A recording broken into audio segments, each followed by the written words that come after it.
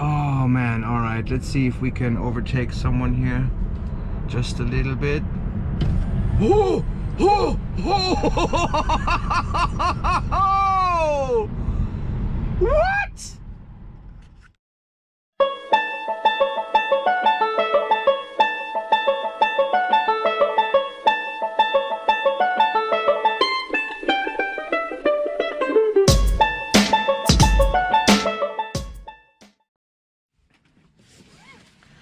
All right, here we go, guys. I'm sitting in a Tesla Model 3 Performance. I'm so excited. I'm about to do a test drive, nothing too crazy, maybe about 40-45 minutes, a little bit of country roads, a little bit of acceleration. Let's check the basics. We want the sport acceleration, track mode not yet, we will not get too crazy. So yeah, I guess this is it. We will just go for a drive. Ooh, okay. Oh, this is so creepy. There's no sound, absolutely no sound. Okay, very first impressions of the car. The screen is actually a little bit smaller than I thought from looking at the videos. It's still pretty damn big, but it feels pretty small and compact here in the car. A very airy feeling in the cockpit. Feels very good. Okay, let's adjust the seat a little bit. Okay. And brake. Okay. So far everything is very intuitive, except for the one pedal driving. Oh shit, okay. I floored it there a little bit. And yeah, okay. She pulls. So let's go over things. Quality, haptics, everything feels pretty solid, but not, it's maybe not on Audi or Mercedes level. For example, this part here feels a little bit plasticky. The wheel is nice though. Holy shit, wow. Okay, when you floor it. Okay, let's try. No. Okay. Okay, here we go. So now it's driving on its own. That's what I'm really curious about as well. Let's see, there's a corner coming up. Oh, it's doing it! Oh, this is what that feels like. I love it. I do love adaptive cruise control. I use it in my company car, which is a Golf all-track, diesel, 190 horses, a pretty nice car. And I use adaptive cruise control all the time. Okay, very quiet. The car reacts immediately to throttle input in the sporty setting. Very quiet, very quiet. It's very different. I didn't expect it to feel so alien in comparison to a regular car. Oh man, all right, let's see if we can overtake someone here just a little bit. Oh, oh, oh, what? Oh my god, I hope the camera angle is alright. I have no way of checking that right now. It kicks you in the back. So one thing that I was curious about before going on this test drive is how this would compare to my Tune C63. Those of you who've been following the channel for a while will know the car. That does currently about 530 horses, does 100 to 200 kilometers an hour in 7.7 seconds. So it's a pretty swift car. But at these speeds, it doesn't compare at all. This is so much faster. I was wondering how it would stack up in terms of how hard. Yeah, I mean, obviously this is faster from a standstill, from a dig, but when you just floor it going 70 or 80 kilometers an hour, let's do this again right now, and boom. Okay, okay. It's a little bit less violent at higher speeds, so I would say, let's see, 100 kilometers an hour. Oh, It's still pretty impressive, but comparable to the C63, maybe even a tad slower starting from 100. But going from 50 or 60 kilometers an hour, that's insane. That's pure insanity. That's just insanity.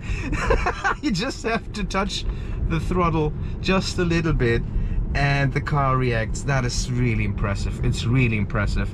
Rattles and squeaks and build quality, it's fine. I hear a few little rattles and squeaks every now and then, but overall not bad at all. It feels like a solidly built car.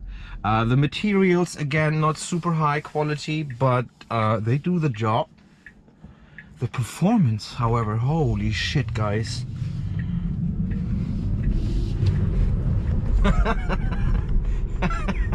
Yeah, wow, wow. It is interesting. So one thing that fascinates me about the performance level is that it's not intimidating or scary at all. It is extremely potent, especially from lower speeds when you just floor it, but it's very controlled at the same time. It doesn't get squirrely, it doesn't break traction. It's super controlled in the way that it delivers its power. Very impressive indeed. Very impressive indeed. So we come up on a part where we have a few corners, and I'm quite curious to see how that will feel. This is obviously not my car, so I will not do any crazy shenanigans with it. Go to a parking lot and do donuts or anything like that. But yeah, we will see what it's like to drive when the road is not straight in a second here. Man, I'm liking this a lot. I'm liking this a lot. Punch it! Oh, yes. Yes! So good. Okay. Yeah, you can hear the seat creaking a little bit right there. The passenger seat. Yep. So there are a few little noises here and there on the cabin, and obviously that can bother me if everything else is so quiet. But all right, let's focus. Let's focus on this. All right, here we go. Okay. Oh shit! It's insane. Wow. It is quite something when you first floor it. Holy crap. Okay, let's try that again. Punch it. Oh, no understeer whatsoever.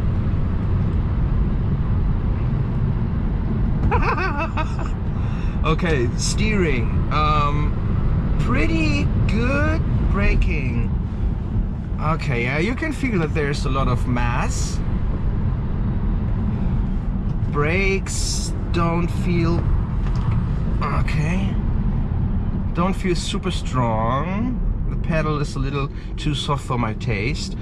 You can feel that it's a heavy car. There's a little bit of body movement when you go into a corner. But oh, that punch from about 50k, from about city speed to overland speed, that is... I could get used to this. Nice Subi. And punch it from a dig. Yeah, you can feel the traction control working there. It's doing a great job, actually, of controlling the power, keeping the car in line. Okay, you can use the scroll wheel to adjust your speed, which makes sense. So now it's driving on its own. Oh, I've seen this so many times online. Obviously, this is not the full-fledged Autopilot, which people are beta testing. This is just the stay in the lane, and oh, this is so good. This is Knight Rider. This is, I've been dreaming of a car that can do this since I was a child. since I've seen Knight Rider on the television. Wow, that's very impressive.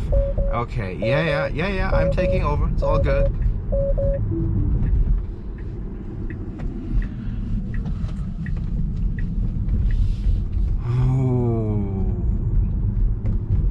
So I do hear a little bit of creaking relatively constantly from the rear right side of the car. I do get it a little bit from the passenger seat, and that's the problem with the car that is so quiet, is that you hear every little imperfection.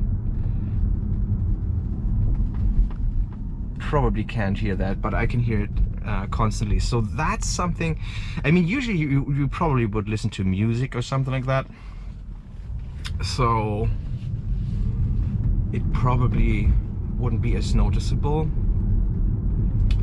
Holy shit, this is a good car, guys. This is a very, very, very good car. Okay, we're coming up to a part where we can do 0 to 100 km/h launch.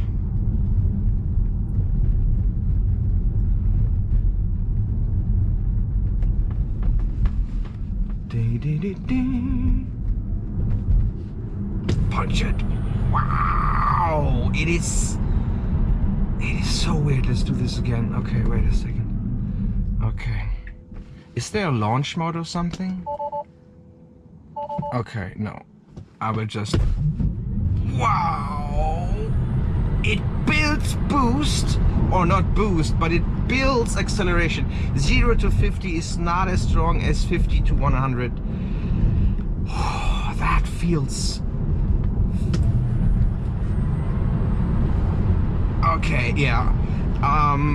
At about 120 or so, it starts to pull back a little bit. It's still strong, but where this really shines, let's do another launch here.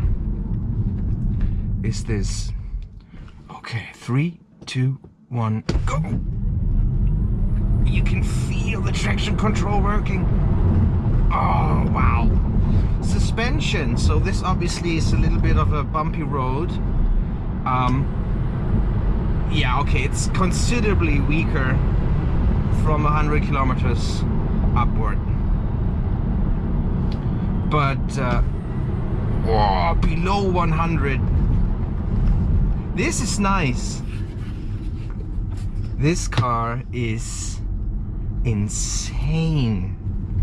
It's insane. And so controlled. The power, the way it delivers what it can do so effortlessly and so perfectly. Wow. That's very impressive. That is very, very, very, very impressive. But it's so smooth too when you drive it. Everything is just, it's smooth. And now I'm starting to understand what they mean with one pedal driving. Yeah, this is good. As a driver's car, this is good. As a daily driver, this is very good. As a fun toy, this is great.